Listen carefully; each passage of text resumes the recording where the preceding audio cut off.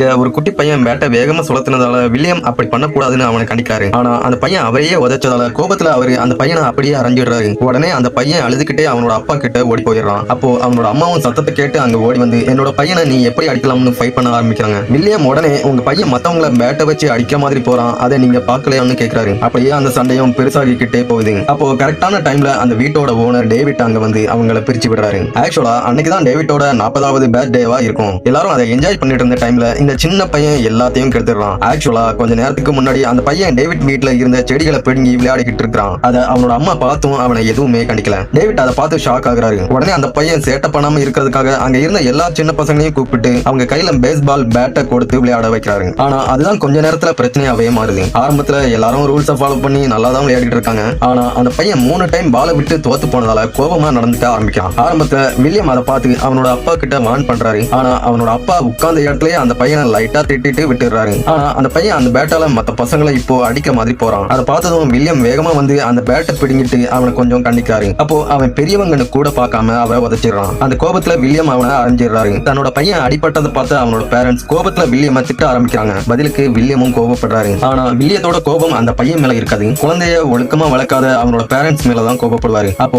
David தான் அவங்கள பிரிச்சு வைப்பாரு. அந்த பையன் பண்ண விஷயத்தால எல்லாருக்கும் பர்த்டே சந்தோஷமே கெட்டு போகுது. அடுத்த நாள் வில்லியமுக்காக டேவிட் அந்த பையனோட பேரண்ட்ஸ் கிட்ட மன்னிப்பு கேட்கறதுக்காக போறாரு. அப்போ அங்க ஒரு விஷயத்தை பார்த்து ஷாக் ஆகாரு. அந்த பையனோட பேரண்ட்ஸ் ஒரு வக்கீல் மூலமா வில்லியம் மேல கேஸ் போட ரெடி ஆகிட்டு இருக்காங்க. அதை பார்த்ததும் டேவிட் உடனே வில்லியம் போய் டைரக்டா அவங்க கிட்ட மன்னிப்பு கேட்க சொல்றாரு. வில்லியம் ஆரம்பத்துல மறுத்தாலும் அதுக்கப்புறம் மன்னிப்பு கேட்க சம்மதிக்கிறாரு. அடுத்த நாள் வில்லியம் டேவிட் கூட அந்த பையனோட வீட்டுக்கு போயிட்டு அவனோட அம்மா கிட்ட நிறைய டைம் மனப்பூர்வமா மன்னிப்பு கேட்கிறாரு. அது மட்டும் இல்லாம ஒரு பெரிய அமௌண்ட்டை இழப்பீடா கொடுக்கலாம்னு சொல்றாரு. ஆனா அவனோட அம்மா அடி வாங்கினதால பையன் மன உளைச்சலுக்கு ஆளாகிட்டான், உங்க பணத்தை வச்சு அதை சரி பண்ண முடியாது, அதனால கேஸை வாபஸ் வாங்க சான்ஸே இல்லைன்னு சொல்லிடுறாங்க. இதனால அந்த கேஸும் கோர்ட்டுக்கு வருது. அப்போ வில்லியமோட வக்கீல் ஒரு முக்கியமான விஷயத்த கோர்ட்ல சொல்றாரு. அவரு அந்த பையனோட பேரண்ட்ஸ் பல வருஷமா ட்ரிங்க்ஸ் பண்ணிட்டு இருக்காங்க. அவங்களோட பிரெக்னன்சி டைம்லயும் தாய்ப்பால் கொடுக்குற டைம்லயும் கூட அவங்க ட்ரிங்க்ஸ் பண்றதை ஸ்டாப் பண்ணவே இல்லைன்னு ஒரு ஷாக்கிங்கான விஷயத்த சொல்றாரு. இந்த மாதிரி அவங்க பொறுப்பே இல்லாம செஞ்ச விஷயங்களால தான் அந்த பையனோட மனநல பாதிக்கப்பட்டு அவனுக்கு சின்ன வயசுல இருந்து இருமுனை மனநோய் உண்டானதுக்கு காரணமா இருந்ததுன்னு சொல்றாரு. அப்போ அவனோட பேரண்ட்ஸும் அவங்க செஞ்ச தப்ப ஒத்துக்கிறாங்க. ரொம்ப நேரம் ஆலோசனை பண்ணதுக்கு அப்புறமா கடைசியில ஜட்ஜ் தீர்ப்பு வழங்குறாங்க. என்ன இருந்தாலும் 5 வயசு பையனை அடிச்சது மன்னிக்க முடியாத குற்றம் தான் சொல்லிட்டு வில்லியமுக்கு 50,000 யூரோ இழப்பீடு கொடுக்கறதுக்கு உத்தரவு போடுறாங்க. அடுத்ததா அந்த பையனோட பேரண்ட்ஸ் எப்பவும் ட்ரிங்க்ஸ் பண்றதை விட்டுட்டு